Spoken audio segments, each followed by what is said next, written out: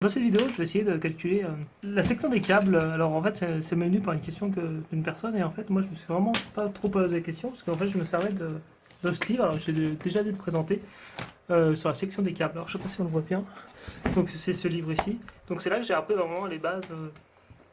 Au début, je connaissais rien et les bases. Alors là, c'est sur du 12 volts.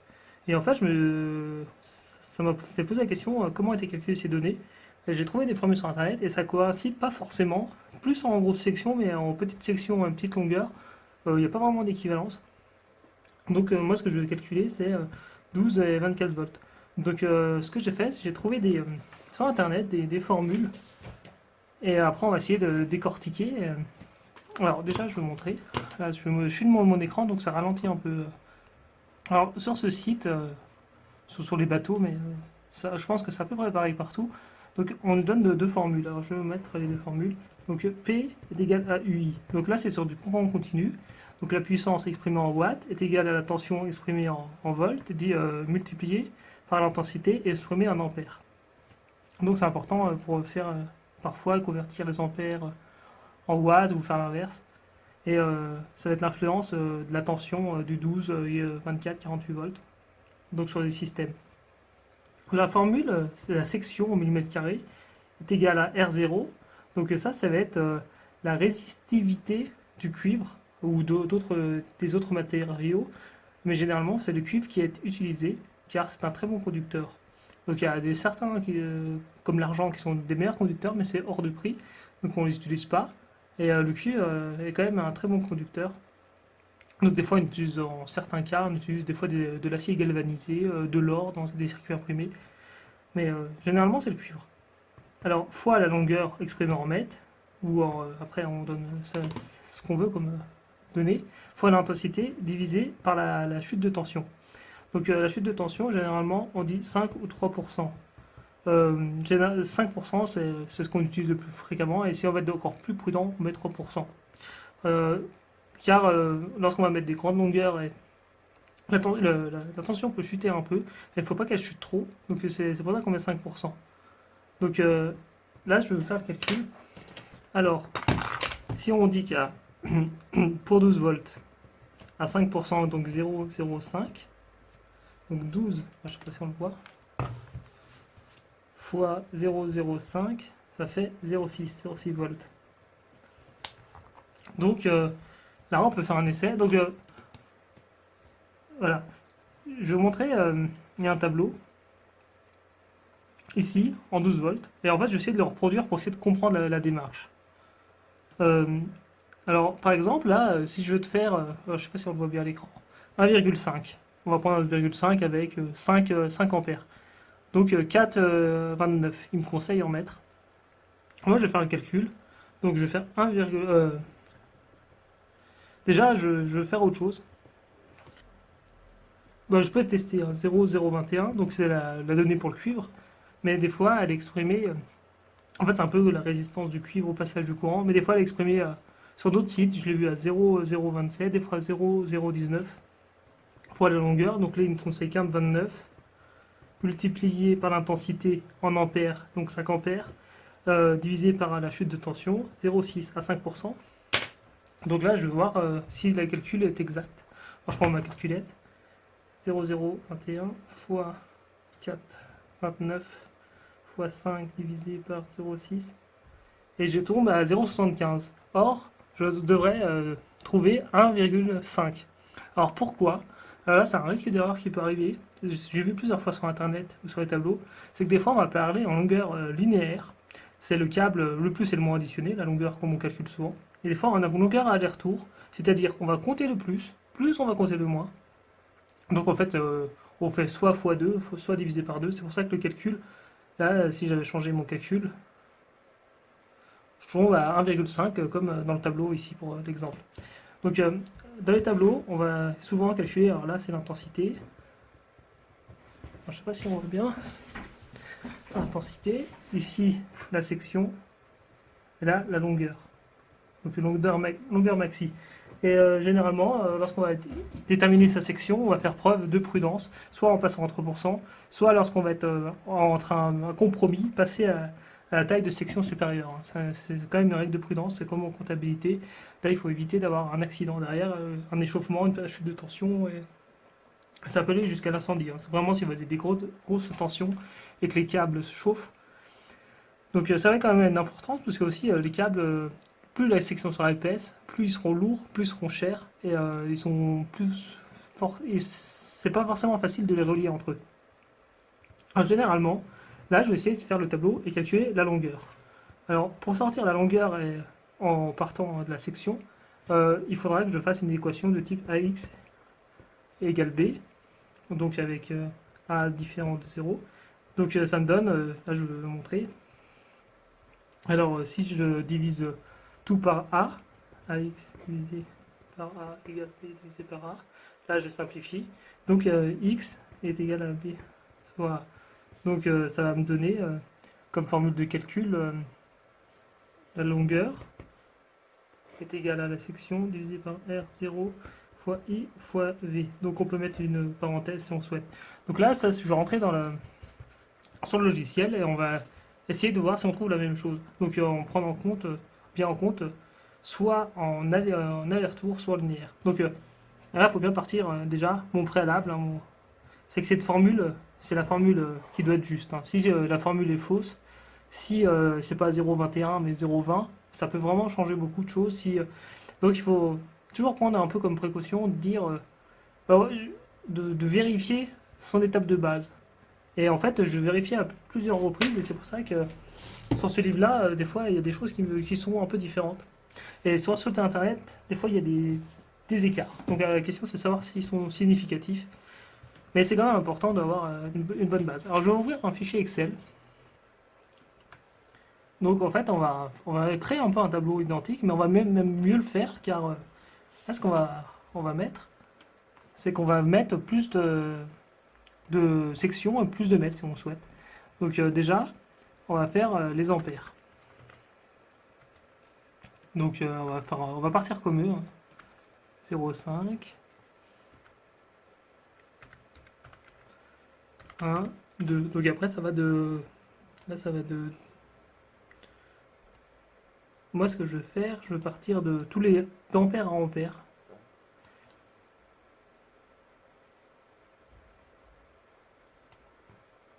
Voilà. Donc je peux convertir en watts.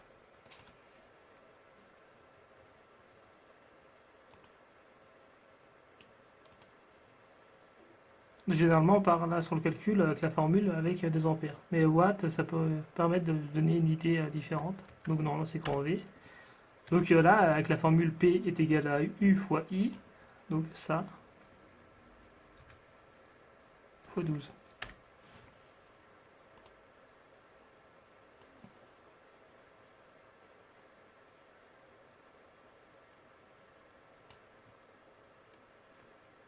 Après, je vais calculer la section. Donc, je vais faire comme. En fait, c'est important de comprendre, décortiquer le calcul. Donc, le tableau, on peut le faire différemment. Là, ça va être la longueur qu'on va étudier. On peut mettre la section, étudier la section limite. On peut faire beaucoup de choses, des formules, des équations, donc 2,5, 4, 6, 10, 16, 20, puis on va monter à 25, et puis après on va arrêter. Donc là, c'est les sections en millimètres carrés.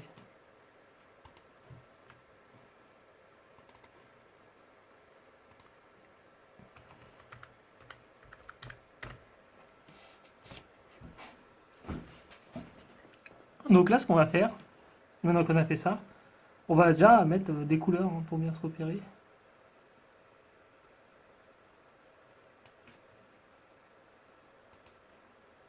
Telle couleur, c'est pas très joli.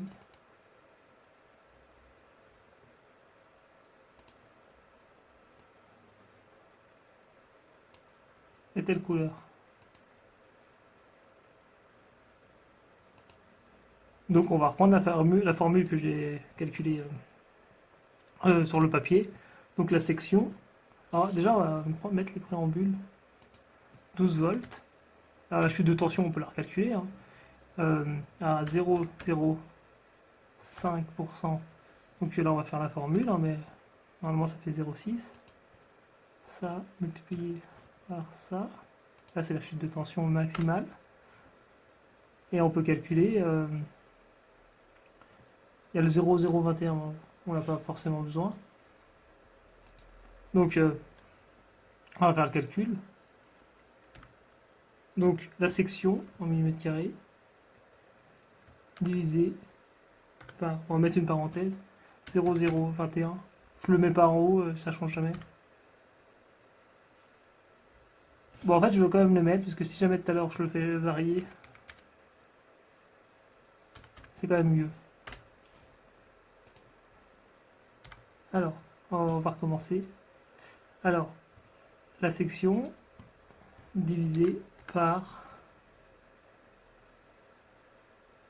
cette donnée multipliée par l'intensité en ampères divisé par la chute de tension en volts. Alors là, je vais bien, faut pas se tromper. Je vais zoomer, là je peux pas zoomer, je suis dans l'opération. On va regarder ce qui va modifier, qui va se varier ou pas. La section, il faut qu'elle se déplace avec les lettres. Donc il faut que je verrouille les chiffres. Donc j'appuie sur la touche F4. Donc c'est soit les colonnes, soit les lignes.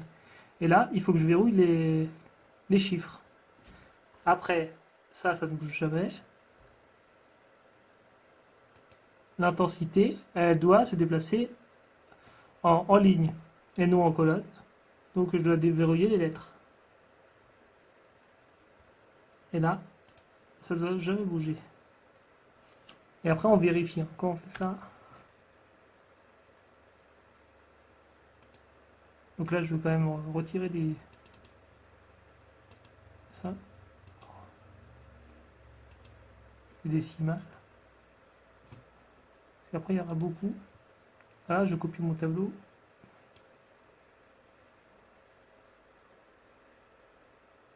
Voilà. Et là, on va le copier comme ça. Alors là, je sais pas ce que j'ai fait. Et après, on va quand même vérifier. On va prendre une cellule au hasard pour voir si tout s'est bien copié. Alors, comme j'ai l'ordi qui bug, des fois, ça me fait bugger. Voilà. Donc là, on va regarder sur le tableau Excel, sur la donnée. Et donc, on va prendre n'importe quelle valeur. Alors, je sais pas, 15 ampères par exemple. 15 à 4.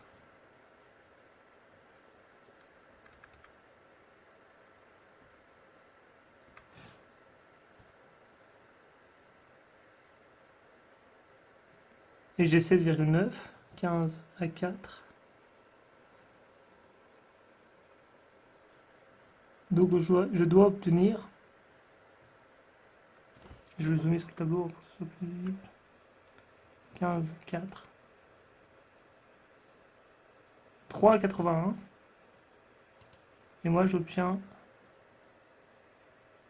16,6. Donc là, moi je suis en aller-retour, hein, comme la formule de calcul. Donc je vais faire un deuxième tableau à côté. Donc je vais bien mettre le nom. Alors je vais prendre quand même vérifier mon calcul. Je vais voir là si je prends tout, est-ce que tout s'est bien déplacé. Voilà, tout, il n'y a pas une cellule qui a glissé. Donc là, je vais quand même... Là, je suis en 12 volts. Hein. Après, je ferai 24 volts. Alors, si je prends ce tableau, on va quand même réduire la place. Ce tableau. Alors, normalement, là, je vais faire un copier-coller à côté. Donc, normalement, ça va bien se copier. Il faudrait... parce que j'ai fait les formules en ancrant certaines données. Mais des fois, si vous n'ancrez pas, ça va se décaler. Alors je simplifie hein, pour aller plus vite. Je prends la formule divisée par 2. Normalement, il faudrait tout reprendre, le calcul et diviser par 2. Ça. Si je me suis trompé dans le premier tableau, ça va répercuter l'erreur dans le deuxième. Normalement, par prudence, il faudrait refaire.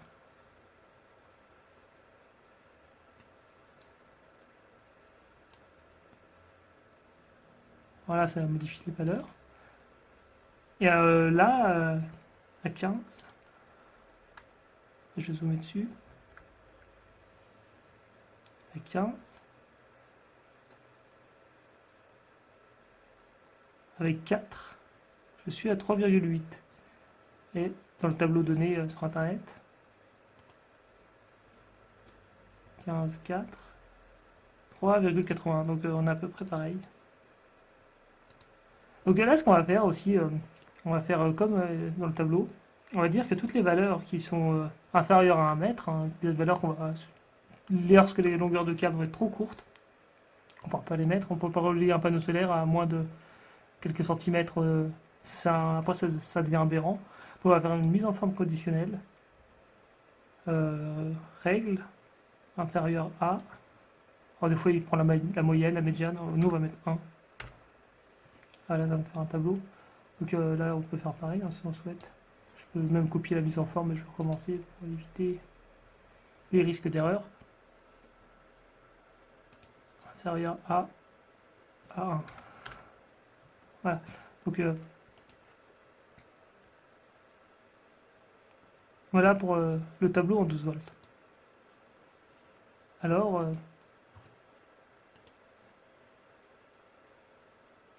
on va quand même comparer.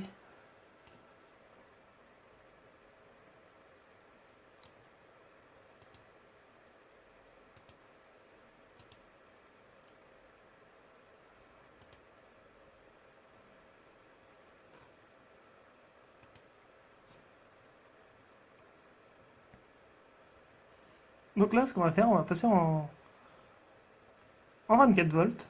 Donc il n'y a pas grand chose qui va changer. Alors ce que je vais faire pour gagner du temps, je vais prendre mon tableau. Je peux même tout copier.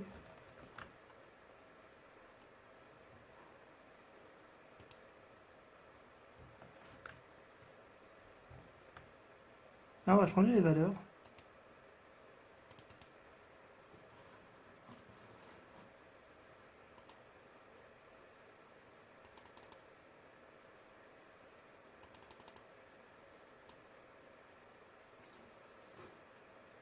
Là, on va dire qu'on est en 24. Donc, ça va nous changer la formule là. Et là, 0,21, ça ne change pas. Donc, on va voir, là, par exemple, les ampères en intensité.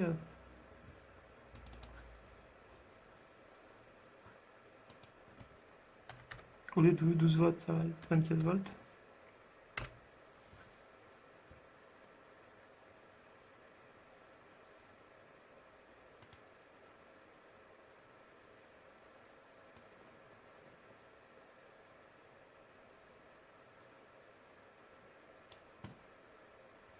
Donc, on va regarder ce qu'il faut modifier dans le tableau.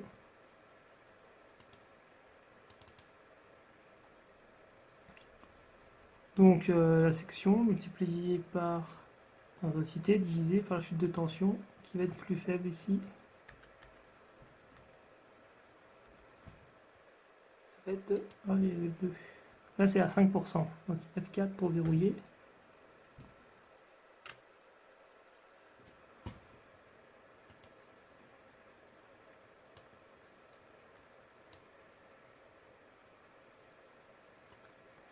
Alors, monter de 12 à 24 volts, ça va avoir une incidence avec la formule P égale UI.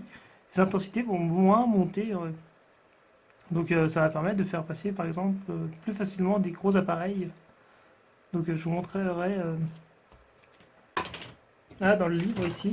Il dit que l'auteur raconte que par rapport à 230 volts, à section à puissance égale, il passe 20 fois plus de courant. C'est pour ça que parfois on augmente sur des grosses installations comme sur les maisons. Ou des fois, pour stocker l'énergie, on monte en 48 volts. Donc je ne suis pas du tout un spécialiste après sur les grosses. Moi je reste en 12 volts. Donc là, ce qu'on va faire, là, ce que j'ai pas précisé depuis le début, là je suis en aller-retour. Et là, je suis en linéaire. Et là, c'est la même chose en bas. Donc je les ouvre.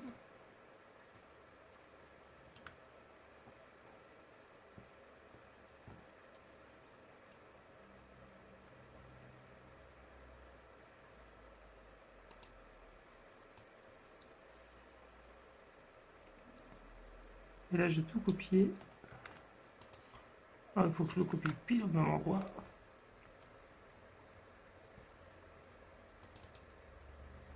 Et là, je veux dire, pour aller plus vite. Là, je suis en 24 volts. Égal cette valeur divisé par 2 pour faire du linéaire. On va essayer.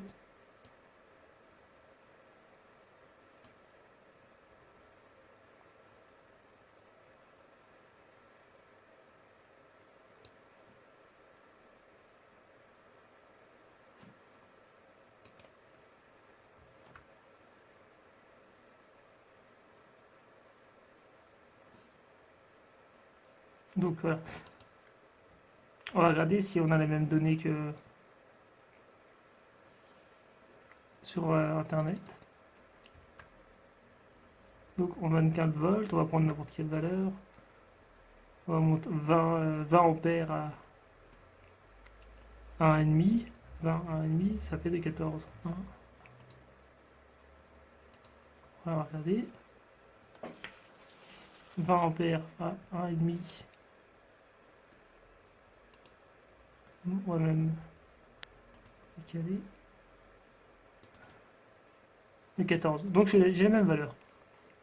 Alors, moi, une personne qui m'a posé la question, c'était un panneau solaire de 290 watts avec 40 mètres. Donc 40 mètres, je pense, c'est du linéaire, donc ça fait 80 mètres aller-retour. Bon, là, je vais me baser sur le 40 mètres linéaire avec ce deuxième tableau. Il me demandait quelle section. Donc, en partant du principe que ce tableau est juste et que la formule est juste.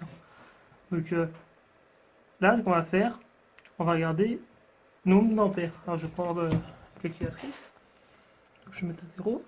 Donc, 290 watts, le panneau, divisé par 24. Pour savoir l'intensité maximale qui peut circuler. Donc, 12 ampères. Donc, là, je vais me mettre sur le 12. En fait, je regardais sur internet avant. Parce qu'en fait, je crois que sur internet, par rapport à moi, il fait pas 12, il fait 15. Donc on va passer sur 15 et après on va aller à 12.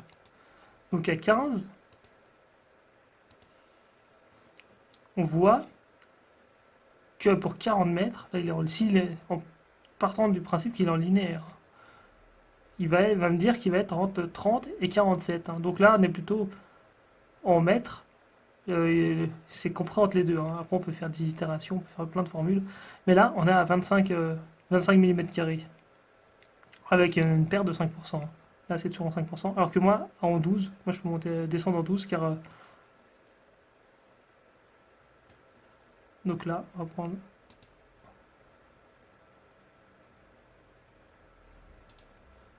Donc pour arriver à 40 mètres, je suis plutôt à 20. Alors qu'à la base, j'étais à 25 car j'étais pas à l'arrondi. Et en fait, là, on peut faire le calcul. Alors je vais le faire à la main. Alors, la section est égale à 0,021. Donc c'est la résistance du cuivre au passage du courant fois la longueur 80, on va se baser sur la formule de calcul. La formule c'est en aller-retour fois l'intensité, donc on avait dit 12, donc là j'arrondis, je peux me mettre 0,1 divisé par la perte de tension, donc on avait dit que c'était 24 fois 0,05, je vais juste vérifier, 1,2.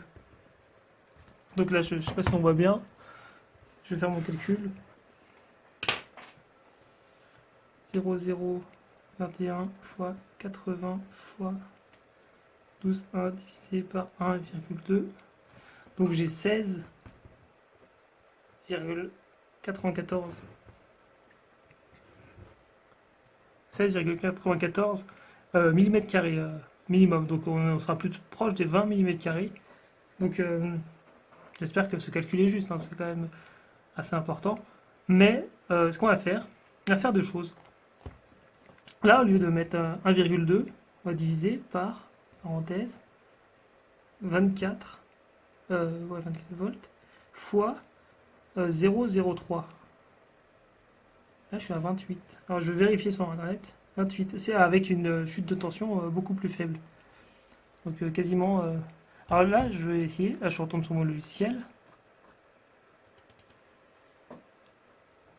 On va voir si c'est bien pris en compte.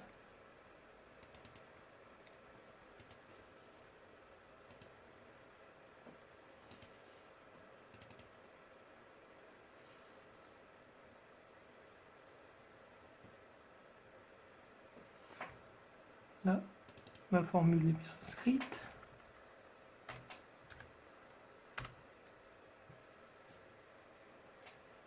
Et donc, je devrais être supérieur à 25.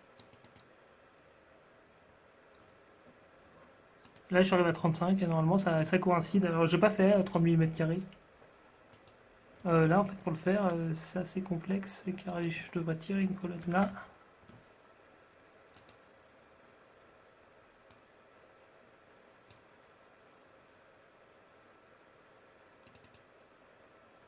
Alors, il va me prendre en considération.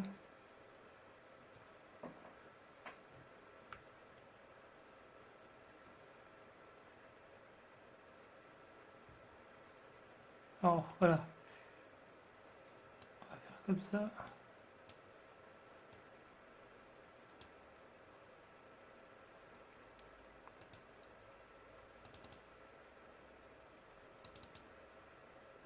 Alors, sur quel chiffre il se base? Donc, le 30, il se base depuis le début. J'avais ancré ma cellule.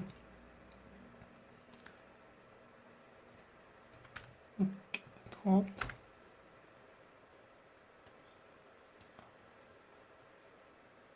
« 42. Donc on a inférieur à 30 mm², à 28. Donc là, c'est dans le cadre de 3%. Alors ce que je vais vous montrer aussi, c'est que dans mon tableau, je me suis rebasé sur ce tableau-là. Et en fait, j'ai essayé de refaire les calculs. Alors là, c'est la taille maximale. Normalement, c'est la même chose. Je pensais que c'est en... Donc sur les grosses sections, ça correspond à peu près. On n'est pas tout à fait au même chiffre. Mais sur les sections plus petites, ça ne correspond pas du tout. Alors, est-ce que mes calculs sont faux? Est-ce que la formule n'est valable que sur des grosses sections et pas sur les petites? Est-ce que l'auteur a fait preuve de prudence? Alors ça, c'est vraiment... Je ne sais pas. Mais par contre, je vais vous montrer sur Internet. J'ai trouvé un autre site. Alors, c'est Free, un site Free. Voilà. Donc là, on va recommencer pour le panneau solaire de 290 watts. Alors j'espère que je ne me trompe pas sur les valeurs. En tension de 24 volts. Longueur de fil aller-retour, retour compris. Donc ça, c'est très important. Il faut toujours regarder, est-ce qu'on prend les retours? Et la chute de tension, on va mettre 5%. Et normalement, moi, j'avais plus de 16 mm², donc plutôt 20. Parce qu'après, on peut pas prendre au millimètre carré près. Hein, donc là, il me propose 15, 15 et moi, j'avais plus de 16. Donc par précaution, il faudrait prendre plutôt 20. Et là, si on met 3%, 3%. Alors là, c'est quelque chose de très important aussi. Et là, 26. Moi, j'étais à 30, donc ça correspond à peu près. Donc, en fait, moi, j'ai essayé de refaire le calcul et comprendre. Et en fait, en faisant des calculs, euh, pour le cuivre, le R0, en fait, il prend pas tout à fait le même chiffre. Mais c'est vrai qu'il y a un petit décalage de les chiffres. Et sinon, bon, là, il me calcule en degrés. Hein. Mais après, il faudrait chercher les formules. Ça serait la même chose. On pourrait tomber dessus. Donc, les calculs sont assez proches. Alors, je vous montre un autre site. Voilà, c'est une personne qui explique. Elle utilise la même formule que moi. Donc là, pour la conductivité, le R0, plutôt, moi j'utilise 0021 comme dans le calcul. Là, c'est 0017. Bon, on pourrait faire le calcul hein, indéfiniment avec différentes valeurs. Je peux le faire en faisant des variables, faire un nouveau tableau, faire des fonctions, faire des courbes. Là, la chute à 5 et 3%, ou à 2,5 selon les cas. Et donc là, l'exemple de la personne, c'est 110 watts à 12 volts. Donc il va calculer l'intensité à partir des watts, va convertir en ampères. Et donc là, en se basant, alors là il fait le calcul, en se basant à 5%, il va sortir 3,6 mm². Donc là, il va dire ce qui est strictement légal. Vraiment, c'est le seuil qu'on va utiliser. Hein. C'est comme un peu un risque alpha, alpha, bêta.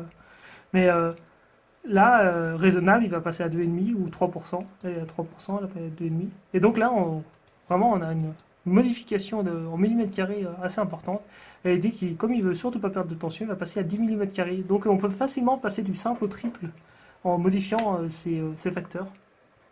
Alors moi, ce qui est assez bizarre, c'est que sur mon livre, euh, bah, ils sont beaucoup plus prudents.